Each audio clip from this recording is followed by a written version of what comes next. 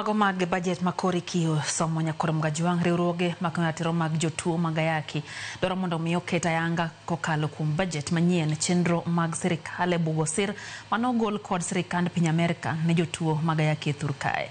Kalore kod riuroge gi jotuo milion 1.3 magayaki mantiere pacho kae ni mana gi yath manyalo chwalogi nyaka dwe mar 9 ka bang' mano to ngimagi nyalo bedo kamarach poni ok oketgi e budget. Kaka Judith Mondilerono ndalo 120 bang' Donald Trump ka otend piny Amerika ne ong'ado budget mar chiwo sir ne pinje te kamoriwo Kenya kod 62%. Ne en buok mane odonjo ne oganda e piny mangima bang' piny Amerika rwako telo manyien. Telo mane okelo lokruoge e sir mar thieth mar riwruoge mag Amerika osebedo ka chiwo ne pinje ma opogore opogore kama oriwo sir mar yedhe mag ayaki. Jatelo manyien Donald Trump ne ochungo sir kuom ndalo 90, ne oduogo chore nyime kuom ndalo 30, ka bang'e to ne olando ayanga ni ong'ado sir ma piny Amerika osebedo ka chiwo ahinya to ne thieth mag ayaki kod 62%. Nyaka sani yedhe ma odong'ie e pachoka nyalo mana chwalo ji milion 1.3 man kod kute mag ayaki kuom dweche 3 kende. Wenge sani rango budget ma winjo som ka chutho bende nitie geno ne jotuo mag ayaki. Trump ne owacho ni omiye ndalo 90 mondo biro duogo ni ji wach konyalo dhi mbele gi konyo pinje kaka jokonyo kachiel kuom pinje go en Kenya oni. Kochopo ndalo 90 kochako wacho no mede ndalo 30 120 days pause.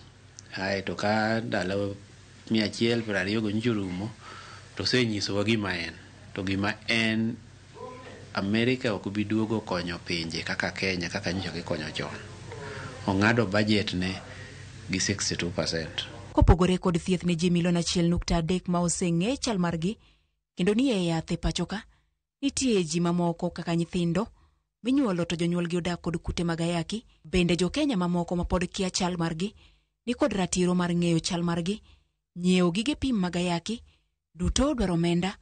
Magi bende manitie sir mane owuok oko. Ka jochiw thieth mane ondik kod riwruoge kaka USAID mane konyo jotuo mag ayaki e ute thieth ma opogore opogore duto bende sani onge kod tije. Retrovirals to sechegi pod Kenya nigi moromo nyaka dwe mar 9. To ma Kenya nigo gin monyiewo gi yiend gi PEPFAR mar Amerika to gi PES Global Fund. Koro kwar par ni uniku bed ni tie yo moro ma ichako muonyo go yath ji milion 1.3 million ma wacho ka kik kata achiel kuom gibe ni chako muonyo yath ai to dhi osiptal to ka yath no onge.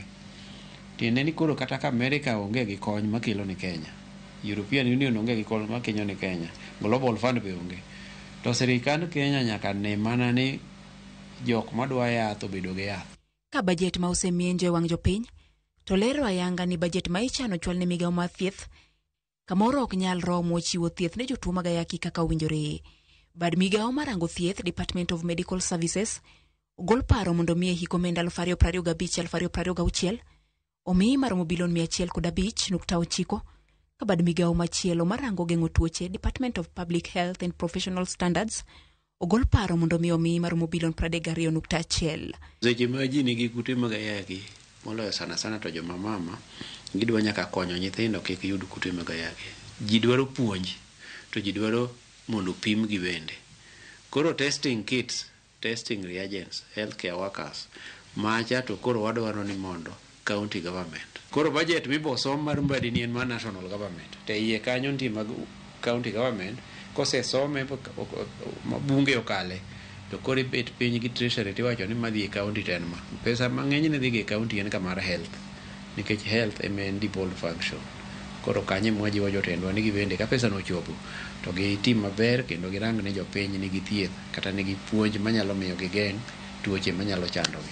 Dwe achiel ma okalo, komiti mar thieth e od bura ka otelnegi kod Dr. James Nyikal ne ogolo paro mondo mi manyo omenda mar nyiewo yedhe gayo kute mag ayaki manyalo chwalo piny Kenya nyaka giko higani. Global Fund ne nitie pesa ma sirkal ne oketo wach Global Fund malure gi 1.8 B to mane wageno yudo kuom pesa mwaloka en bilion 1 gi bilion 200 to ma sirkal nyocha oketo bilion 1.8 to mago pod ok oromo nikech nitie gik mang'eny ma ne biro dwarore, gik machalo kaka mag testing, gik machalo kaka gik yath mageng'o mondo joma kata nyithindo madhodho kik yud tuo mar ayaki, kata jogo madwaro tiyo gi yath mageng'o ayaki, mago ok odonjo maber. Singo mapok oyangore kadhi chopo kare kendo dhi duoko geno ne jotuo matiyo kod yedhe mag kayo kute mag ayaki e pacho ka.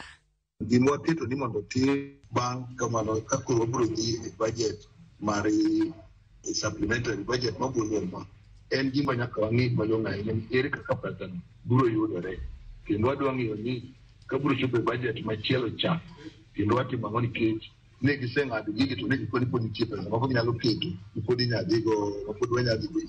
TB bende wane gi chandruok nikech en to ok ne joma konyowaga koro ok noketo yath pesa, koro wan sirkal moketo milion 300 magi duto pod ok rom, miyo gini pod neno ka gima biro chandowa, to mano oseketgi wadhi chakogo, koro wadhi kwang'eyo ni wachako gi pesa matin. Judith Omondi, Ramogi TV.